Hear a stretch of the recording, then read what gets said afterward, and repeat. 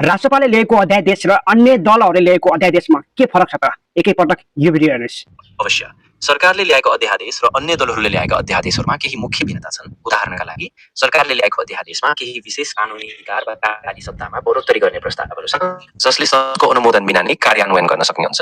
जबकि विपक्षी दलहरूका अध्यादेशहरू प्रायः जनताका हितमा केन्द्रित मुद्दाहरूमा आधारित हुन्छन्, जसले सामाजिक न्याय, आर्थिक सुधार वा सरकारको पारदर्शितामा जोड दिन्छन्। यति भिन्नता विस्तारमा बुझ्नुपर्छ ताकि सबैले वास्तविक असर राम्रोसँग बुझ्न सकुन्।